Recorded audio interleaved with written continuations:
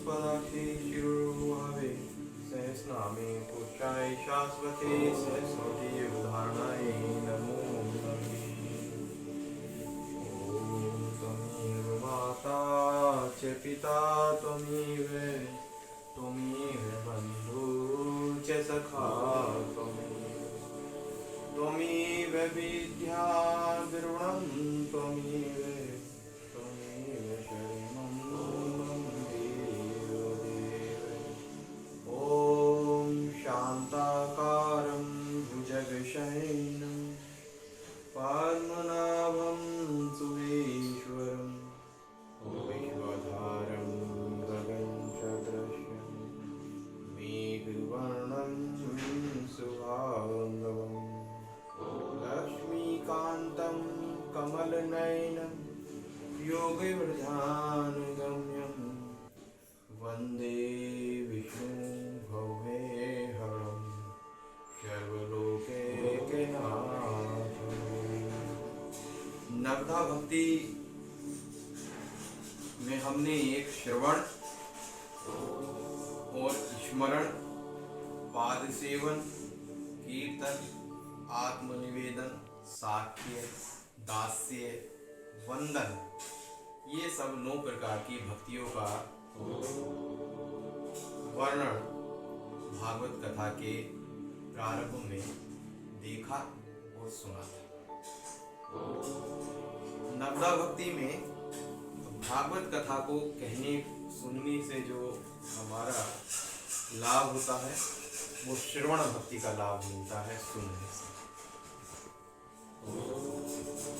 ये कथा कब प्रारंभ हुई?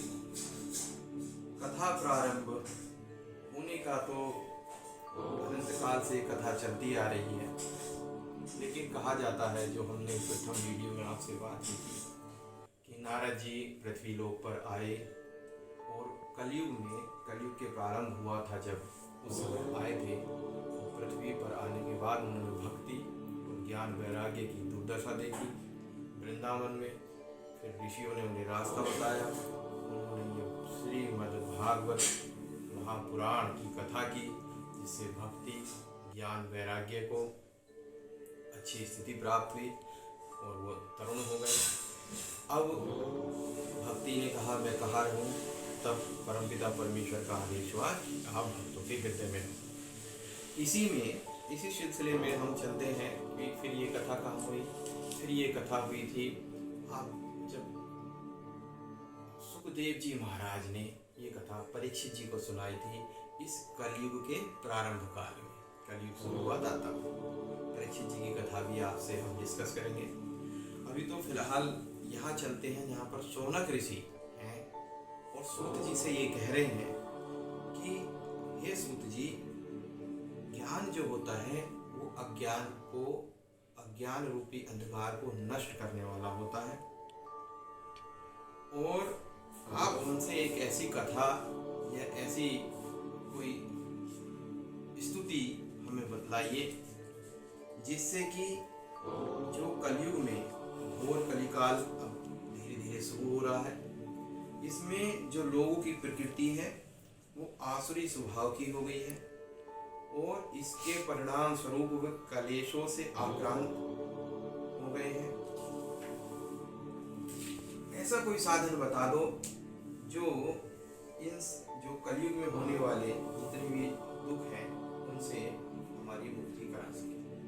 तब सूत जी ने कहा कि तुम्हारे हृदय में भगवान का प्रेम है, इसलिए मैं विचार करके तुम्हें संपूर्ण सिद्धांतों का निष्कर्ष सुनाता हूँ, जो जन्म मृत्यु का भय का नाश कर देता है और जो भक्ति के प्रभाव को बढ़ाता है और भगवान विष्णु की प्रसन्नता, भगवान श्री कृष्ण की प्रसन्नता का कारण है। मैं तुम्हें वह साधन बतलाता हूँ, उसे सावधान होकर सुनो। सबसे पहले सुखदेव जी ने कलयुग में जीवों के काल रूपी सर्प के मुख का ग्रास होने का त्रास अत्यधिक नाश के लिए श्रीमद् भागवत शास्त्र का प्रवचन किया है।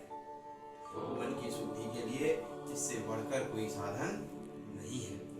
जब मनुष्य के जन्म जन्मांतर के पुण्य उदय होते हैं तभी उसे भागवत शास्त्र की प्राप्ति होती है।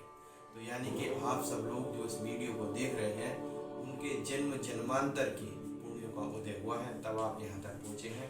आम साधारण मनुष्य से इस वीडियो तक नहीं पहुँच पाता। अब क्या हुआ, कलयुग में क्या दोष दिखता है? कलयुग में ये दोष दिखता है कि इतनी लीला होने के बाद भी, इतना सब कुछ होने के बाद भी लोग हर तरह, केवल धन के लिए हर तरह का काम कर रहे हैं, खराब से खराब काम कर रहे हैं। बिजनेस व्यापार के रूप में वो क्या बुरे से बुरा काम नहीं कर रहे, वो आप देख रहे हैं। आजकल एक देश का नाम भी आता है कि कुछ देश का कुछ लापरवाही रही या कुछ रहा, जिसकी वजह से एक महाभयानक कोरोना बीमारी फैल गई, और आप देख रहे हैं उसका परिणाम को, कितने लोगों को अपने प्रियजनों का विछोह सहना पड़ा।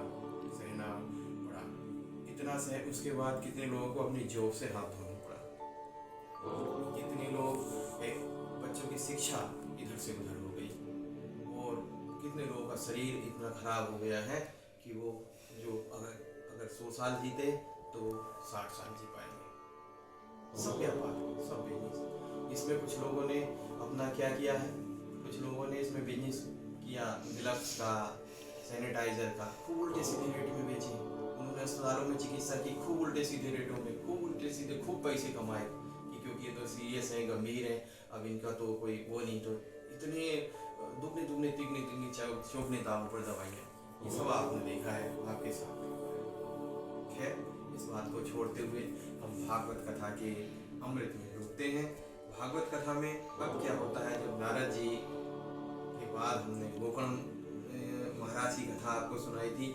गोकर्ण महाराज की कथा में आपको हम संक्षेप में फिर बता दें कि गोकर्ण महाराज जो थे एक ब्राह्मण के पुत्र थे, और उनको वो फल प्राप्त हुआ था ब्राह्मण को महात्मा से, और उन्होंने अपनी पत्नी धुंधली को दे दिया था। धुंधली ने वो फल खाया नहीं था, वो फल गाय को खिला दिया था, जिसके फलस्वरूप गोकर्ण महाराज का जन्म हुआ था। वो भक्ति में लिप्त रहते थे। उधर धुंधली ने अपनी बहन के पुत्र को पाल लिया था, जो बड़ा ही दुष्ट हुआ, इतना दुष्ट हुआ कि उसने माता पिता को बहुत सताया, पिता को बहुत मारा। फिर वो पिता वन चले गए। गोकर्ण जी ने उन्हें रास्ता बताया कि किस तरह से उनकी मुक्ति हो सकती है, और धुंधकारी को तो आग की जलती हुई लकड़ी से उसने मार मार के इतना सताया कि वो कुएं में गिर के मर गई। फिर जो धुंधकारी था, धुंधली का जो पुत्र धुंधकारी था, वो धुंधकारी ने क्या किया, 5 औरतों से, वेश्याओं से शादी कर ली। वो 5 वेश्याओं से शादी कर ली, वेश्याओं ने उसे मार दिया। वो उसका सामान लेके, माल लेके भाग गई, और वह प्रेत हो गई। और उस प्रेत की मुक्ति गोकर्ण जी ने इस भागवत कथा को सुना के की। इतना बड़ा महात्म्य इस भागवत कथा का है। और वो 5, अगर हम इसको अब नारद जी से इसे स्थूल रूप में समझने की कोशिश करते हैं, ऋषि मुनियों से इसे समझने की कोशिश करते हैं कि वो जो धुंधकारी है वो कौन है, वो हमारा मन है। हम अपने मन से सारे उल्टे सीधे काम करते रहते हैं, सारे खराब काम करते हैं, केवल अपने आनंद के लिए दिन रात घूमते रहते हैं। हमारे माता पिता का हम कोई ध्यान नहीं करते, भक्ति भाव में हम जाते नहीं हैं। वो 5 वेश्याएं कौन है, ये 5 इंद्रियां हैं। केवल इन इंद्रियों को सुख देने के लिए हम सारे काम करते रहते हैं। कुल मिला के भागवत कथा का अभी तक यहाँ तक प्रभाव हुआ था।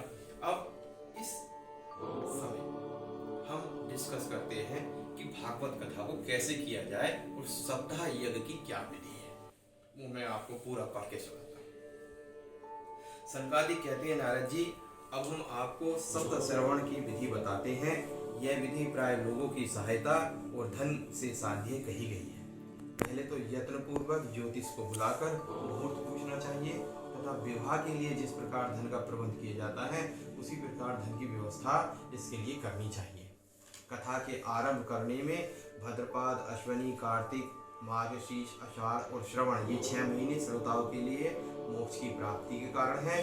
देवऋषि इन महीनों में भी भाद्रा, व्यतिपात आदि योगों को सर्वदा त्याग देना चाहिए, तथा दूसरे लोग जो उत्साही हों उन्हें अपना सहायक बना लेना चाहिए।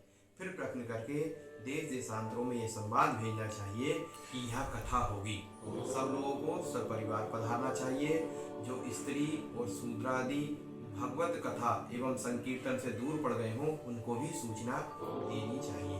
और ऐसा प्रबंध करना चाहिए कि देश देश में जो विरक्त वैष्णव और हरि कीर्तन के प्रेमी हों उनके पास निमंत्रण पत्र अवश्य भेजें। उसे लिखने की विधि भी इस प्रकार बताई। महानुभवों, यहाँ 7 दिन तक सत्पुरुषों का बड़ा दुर्लभ समागम रहेगा और अपूर्व रहस्यमयी श्रीमद् भागवत की कथा होगी। आप लोग भागवत रस के रसिक हैं, अतः श्रीमद् भागवत कथा का पान करने के लिए प्रेम पूर्वक शीघ्र ही पधारने की कृपा करें। यदि आपको विशेष अवकाश ना हो तो एक दिन के लिए तो अवश्य ही कृपा करनी चाहिए, क्योंकि यहाँ का जो एक क्षण भी अत्यंत दुर्लभ है। इस प्रकार विनय पूर्वक करके उसे निमंत्रित सभी को निमंत्रित करें और जो लोग आए उनका यथोचित निवास स्थान का प्रबंध करें। और कथा का श्रवण किसी तीर्थ में, वन में अथवा अपने घर पर भी अच्छा माना गया है। जहाँ लंबा चौड़ा मैदान हो वहीं कथा रखनी चाहिए। भूमि शोधन, मार्जन, लेपन करके रंग बिरंगी धातुओं से चौक पूरे घर की सारी सामग्री उठाकर एक कोने में रख दें। 5 दिन पहले से ही यत्नपूर्वक बहुत से बिछाने वस्त्र एकत्रित कर लें तथा केले के खंभों से सुशोभित एक ऊंचा मंडप तैयार कराएं। उसे सब ओर फल, पुष्प और पत्र और चंदों से अलंकृत करें। चारों ओर झंडियां लगाकर इस तरह से के सामानों से सजा दें और उस मंडप के ऊंचाई पर 7 विशाल लोकों की कल्पना करें। उनमें विरक्त ब्राह्मणों को बुलाकर बैठाएं। आगे की ओर उनके लिए वहां यथोचित आसन तैयार रखें और इनके पीछे वक्ता के लिए भी एक दिव्य सिंहासन का प्रबंध करें। यदि वक्ता का मुख उत्तर की ओर रहे तो श्रोता पूर्वान्मुख होकर बैठे। यदि वक्ता पूर्वान्मुख होकर रहे तो श्रोता उत्तर की ओर मुख कर बैठे।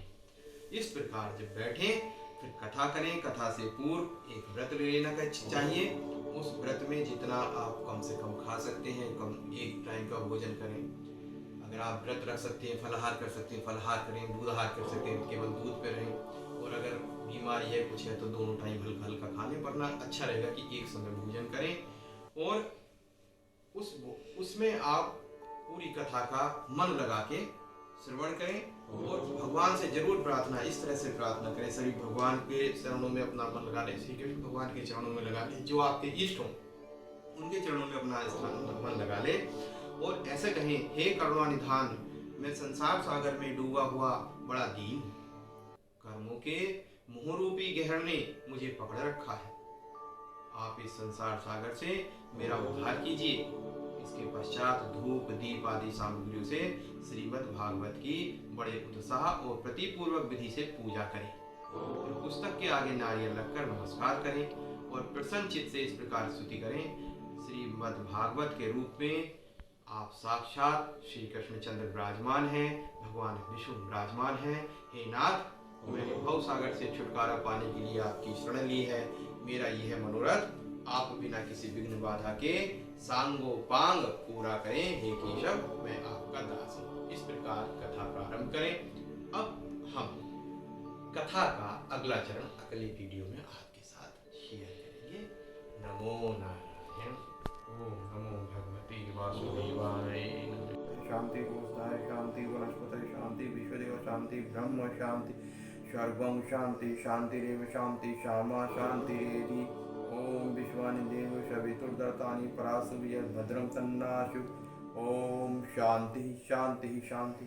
सर्वा अरिष्ट शांतिर्भवतु। हरि ओम।